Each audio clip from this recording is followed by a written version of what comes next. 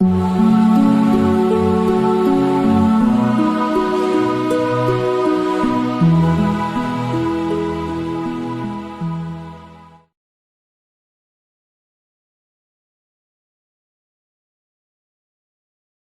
نبی جس باپ کی پشت میں ہوتے آپ کا نور، اس کا ماتھا روشن ہو جاتا تھا۔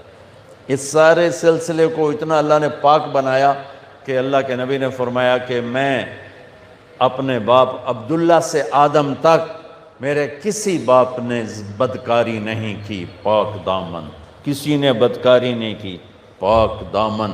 اور جس باپ کی کمر پشت میں آپ کا نور جاتا تھا وہ ماتھا روشن ہو جاتا تھا۔ حضرت ہاشم آپ کے پردادا مدینہ میں گئے ہوئے ہیں تجارت کی غرض سے، بازار سے گزرتے ہیں، سامنے سے ایک یہودی عورت آ رہی، وہ آپ کو دیکھتی تو آپ کو کھڑا کر لیتی ہے اور عجیب بات کرتی ہے، کہتی ہے ہاشم 100 اونٹ لے لے، 100 اونٹ اور ایک رات میرے ساتھ گزار۔ کام تو بدکار عورت تو الٹا کام ہوتا نا، وہ کہتی 100 اونٹ دے دے اور رات میرے ساتھ گزار۔ طوائف کا مسئلہ تو ایسا ہوتا ہے اور وہ کہہ رہی ہے 100 اونٹ لے لے اور ایک رات میرے ساتھ گزار۔ وہ حیران پریشان ہو گئے، کہنے لگے بی بی تو مجھے زنا کی دعوت دیتی ہے، میں سردار عزت دار آدمی ہوں، میں یہ کام نہیں کر سکتا۔ 2 دن بعد انہوں نے وہاں شادی کی بنو نجار میں حضرت سلمہ کے ساتھ، تو اس سے حمل ٹھہرا عبد المطلب کا، تو وہ نور ادھر منتقل ہو گیا۔ چند دن گزرے، بازار سے جا رہے تھے، وہ عورت آگے سے آ رہی تھی، تو آپ نے اس کو کھڑا کر لیا اور فرمایا بی بی تو مجھے گناہ کی دعوت دیتی ہے تو حلال کریں، آؤ شادی کر لیتے ہیں۔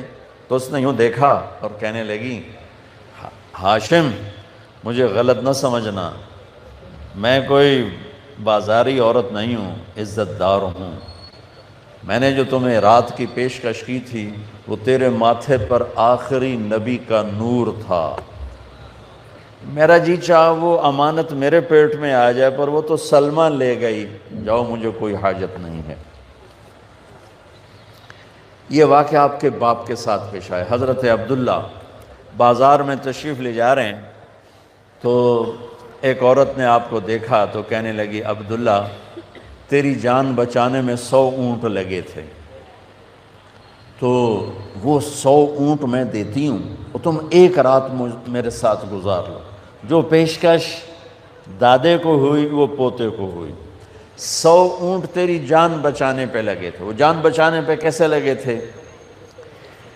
مکے پر قبضہ تھا بنو جرہم کا، تو اس کے بعد بنو خزاعہ نے اس پہ حملہ کر کے قبضہ کر لیا۔ تو انہوں نے کیا کیا، جب وہ بھاگے بنو جرہم تو انہوں نے جو تھا کنواں زمزم وہ بند کر دیا، اس میں مٹی ڈال دی، پتھر ڈال دیے، برابر کر دیا، اور 300 سال وہ چشمہ بند رہا، 300 سال وہ کنواں بند، 300 سال۔ جب حضرت عبد المطلب مکے کے سردار بنے حضرت ہاشم کے انتقال کے بعد، تو انہوں نے خواب دیکھا، کوئی کہہ رہا ہے پاک پانی نکالو، اور خواب ختم ہو گیا۔ اگلے دن پھر خواب دیکھا، کوئی کہہ رہا ہے پاک پانی نکالو، اور آنکھ کھل گئی۔ تیسرے دن پھر خواب دیکھا، کوئی کہہ رہا ہے پاک پانی نکالو، تو اب آنکھ نہیں کھلی۔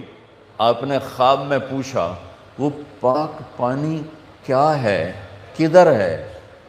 تو آواز آئی کل تم بیت اللہ کے بیٹھنا صحن میں، ایک کوا آئے گا، وہ آ کر ایک جگہ 3 دفعہ ایسے ٹک ٹک ٹک کرے گا، چونچ سے ٹھونگ مارے گا، جہاں وہ ٹھونگ مارے گا وہاں وہ پاک پانی ہے جو اسماعیل کی ایڑیوں سے نکلا تھا۔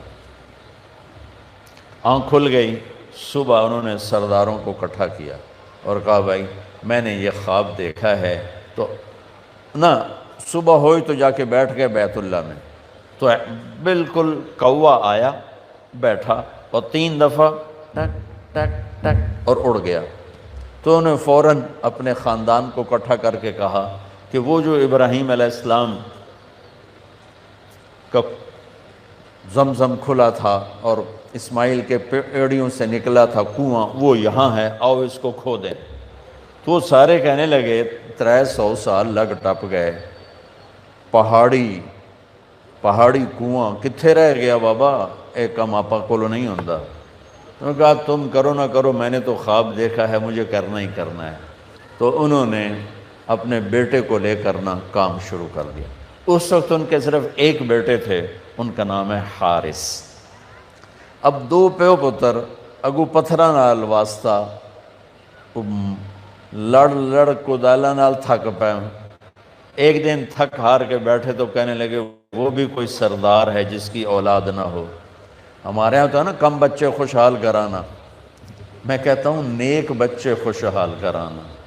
وہ ایک ہی تو ہو سپ ورگا خوشحال ہوئے گا، ایک ہی بیٹا ہو اور نافرمان ہو، اس گھر میں خوشی آئے گی؟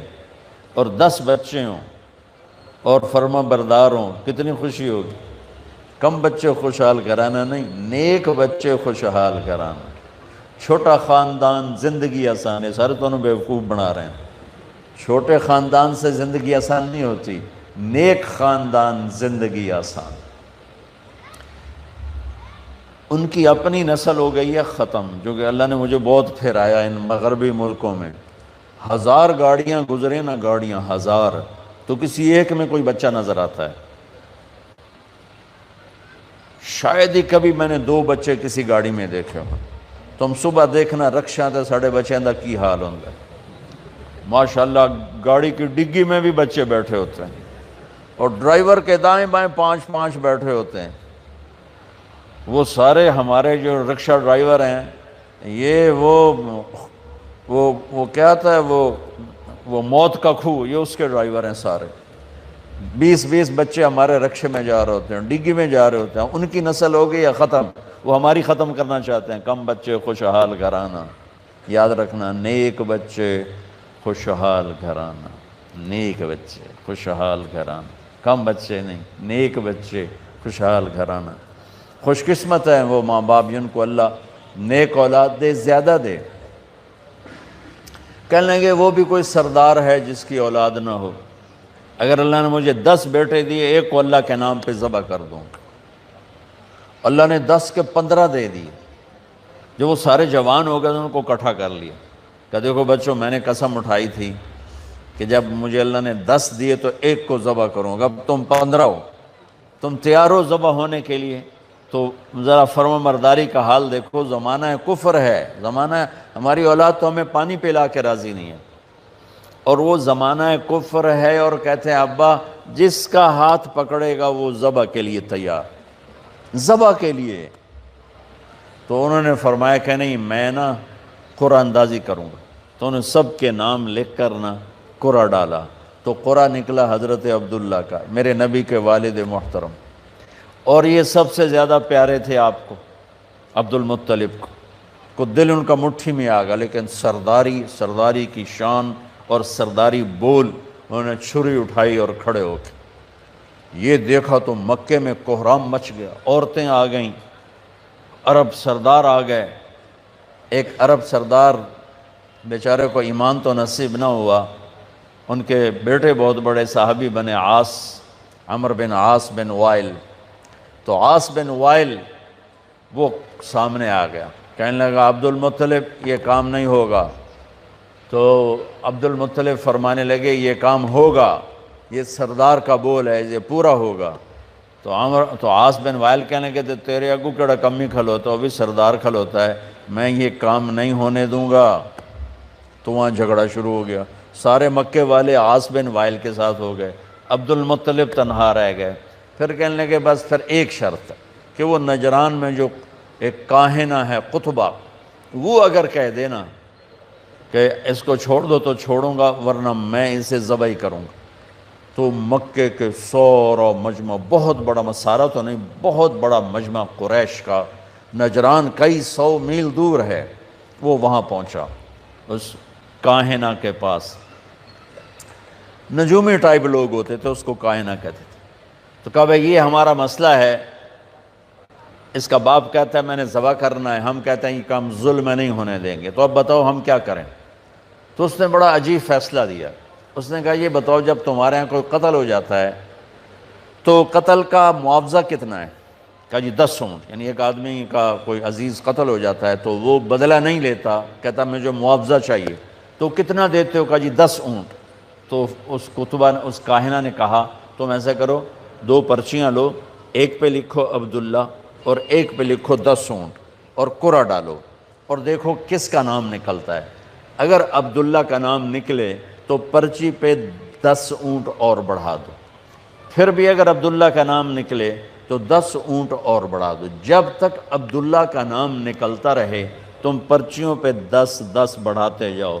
جب اونٹوں کا والی پرچی نکلے تو اس پر جتنے لکھے ہوں وہ ذبح کر دینا اور عبداللہ کی جان بخشی۔ یہ فیصلہ سب کو بڑا پسند آیا۔ تو بیت اللہ کے در و دیوار نے عجب تماشا دیکھا، سارا مکہ اکٹھا۔ عبد المطلب نے 100 اپنے اونٹ ذاتی صفا پہاڑ کے دامن میں کھڑے کر دیے اور اس میں 10 اونٹ ایک طرف کر دیے، اور پرچی نہیں ہوتی تھی، تیر ہوتے تھے، تو ایک تیر پہ لکھا عبداللہ بن عبد المطلب اور ایک تیر پہ لکھا 10 اونٹ۔ اور وہ قرعہ ڈالنے والا بھی اسپیشل آدمی تھا، وہ اسپیشل آدمی تھا۔ تو اس کو قرآن کہتا ہے انما الخمر والمیسر والانصاب، اس کو انصاب کا لفظ قرآن دیتا ہے۔ یہ قرآن اندازی کی جو قسم تھی، والازلام رجس من عمل الشیطان فاجتنبوہ، تو اس نے وہ ترکش میں چھوٹا سا سوراخ ہوتا تھا، تو اس نے ایسے ایسے ہلا کے جو جھٹکا دیا تو تیر باہر نکلا، جلدی سے اٹھا کے دیکھا تو اس پہ لکھا ہوا تھا عبداللہ۔ تو دوسرا تیر نکال کے اس پر لکھا 20 اونٹ اور ادھر 10 اونٹ نکال کے ادھر کر دیے، ادھر 20 ہو گئے۔ پھر جھٹکا دیا اس نے، اور جب اونٹ تیر اٹھا کے دیکھا تو لکھا تھا عبداللہ، پھر 30 کر دیے اور ادھر لکھا 30 اونٹ، پھر جھٹکا دیا تو نکلا عبداللہ، تو ادھر 40 کر دیے، ادھر بھی لکھا 40 اونٹ، پھر جھٹکا دیا نکلا عبداللہ، ادھر 50 کھڑے کر دیے، ادھر لکھا 50 اونٹ، پھر جھٹکا دیا تو نکلا عبداللہ، تو ادھر 60 کر دیے اور ادھر لکھا 60 اونٹ۔ اب سارے مکے والوں کے رنگ فق اور دل دھک دھک کہ یہ کیا ہو رہا ہے، عبداللہ عبداللہ عبداللہ ہی نکلیا جا رہا ہے، بنے گا کی؟ پھر دوبارہ جھٹکا دے کے پھینکا تو نکلا عبداللہ، تو ادھر کر دیے 70 اور ادھر لکھ دیا 70، پھر جھٹکا کر دیا تو نکلا عبداللہ، تو 80 کر دیے، پھر جھٹکا دیا عبداللہ تو 90 کر دیے، پھر جھٹکا دیا عبداللہ تو 100 کر دیے۔ تو عبد المطلب کے ماتھے پر بھی پسینہ آ گیا، ہن تو اٹھ ہی موک گئے، ہن کی بڑھنا ہے، 100 اونٹ کوئی تھوڑی جی گل تو کوئی نہیں ہے اس زمانے میں خاص طور پر۔ تو سب مکے والوں کے رنگ زرد ہو گئے کہ اب کیا ہوگا، سبحان اللہ۔ اب جو پھینکا تو اٹھا کے دھڑکتے دل کے ساتھ دیکھا تو نکلا 100 اونٹ، عبداللہ والا تیر نہیں نکلا، 100 اونٹ والا تیر نکلا۔ سب نے نعرہ لگایا ہو گیا کام۔ عبد المطلب کہنے کہ ہویا نہیں، حالی میں ایک باری اور کرنا ہے۔ دوبارہ ڈالا، دوبارہ پھینکا تو نکلا 100 اونٹ۔ سب نے کہا ہو گیا کام، کہا نہیں حالی نہیں ہوا، ایک باری اور کرنا ہے۔ پھر تیسری دفعہ ڈالا، پھر پھینکا تو نکلا 100 اونٹ۔ تو پھر اس پر سب نے سجدہ شکر ادا کیا اور عبد المطلب نے اپنے ہاتھوں سے 100 اونٹ ذبح کیے اور تقسیم کی، اور حضرت عبداللہ کی جان بچی۔ اس واقعے کی طرف اشارہ کر کے ایک عورت کہتی ہے عبداللہ ایک رات میرے ساتھ گزار لے، اور 100 اونٹ جو تیرے اوپر قربان کیے گئے تھے وہ میں نقد دیتی ہوں 100 اونٹ، اور ایک رات میرے ساتھ گزار لے۔ وہ بھی کون تھی؟ شریف زادی تھی، پہلی کتابوں کی جاننے والی تھی۔ اب حضرت عبداللہ کے ماتھے پر نور نبوت دیکھا تو اس کا جی چاہا کہ یہ نور میرے پاس آ جائے۔ تو حضرت عبداللہ نے وہی جواب دیا جو ان کے دادا نے جواب دیا تھا کہ میں عزت دار ہوں، میں پیکر شرافت ہوں، یہ گناہ مجھ سے نہیں ہوگا، تو میرے بارے میں غلط سمجھی ہے۔ چند دن بعد حضرت آمنہ سے شادی ہوئی اور حمل ٹھہر گیا اور نور نبوت حضرت آمنہ کے پیٹ میں شفٹ ہوا۔ وہ عورت بازار میں ملی، وہی کہانی سیم۔ حضرت عبداللہ نے فرمایا کہ تم اس سے شادی کر لے، تو اس نے بھی کہا عبداللہ مجھے غلط نہ سمجھو، میں پاک دامن عورت ہوں، میں نے تیرے ماتھے پر نور نبوت دیکھا تھا، میرا جی چاہا وہ میرے پاس آ جائے، پر وہ آمنہ کو مبارک ہے، وہ آمنہ لے گئی، مجھے غلط نہ سمجھنا۔ اس طرح میرے نبی پاکیزہ نسبتوں کے ساتھ اور اپنے نور کے ساتھ اپنے باپ دادے پردادے کی نسل سے ہوتے ہوتے ہوتے ہوتے، میں نے آپ کو پوری پیڑھی سنائی، کسی نبی کا اس طرح نسب نامہ محفوظ نہیں ہے آدم علیہ السلام تک جیسے میرے نبی کا نسب نامہ محفوظ ہے۔ کسی نبی کی ادائیں محفوظ نہیں ہے جیسے میرے نبی کی ادائیں محفوظ ہیں۔ کسی نبی کا ایسا حلیہ محفوظ نہیں جیسے میرے نبی کا حلیہ محفوظ ہے۔ رجلا ظاہر الوضاء ابلج الوجه حسن الخلق لم تعبه ثجلا ولم تزر به سعلا وسيم قسيم في عينيه دعج في صوته سهل في أشفاره وطف في لحيته كثافة في عنقه سطع وسيم قسيم سبحان الله أزج أقرا أحول أكحل إن تقلم علاه البهاء وإن سكت علاه الوقار۔ کیا خوبصورت من انفسکم کی شرح میں کہہ رہا ہوں کہ ایک بڑھیا نے آپ کا حلیہ بیان کیا کہ میں نے ایک ہستی کو دیکھا، مجھے لگا جیسے 14ویں کا چاندی کپڑے پہن کے زمین پہ آ گیا ہو، سبحان اللہ، جیسے 14ویں کا چاندی آ گیا ہو۔ حسن غلام، جوانی آپ پر فدا، نورانی چہرہ، خوبصورت آنکھ، لمبی پلکیں، گلابی ہونٹ، چاند کی طرح چمکتے ہوئے دانت، خوبصورت داڑھی، لمبی گردن، گلابی گال، مسکرائیں تو موتی اور پھول جھڑیں، بولیں تو نور چھا جائے، خاموش ہو تو وقار چھا جائے، کشادہ ماتھا، گول بھویں، بغیر بال کے، خوبصورت سر، گھنگریالے نیم گھنگریالے بال، سوال بطن و صدر، سینہ پیٹ برابر، سیدھا قد۔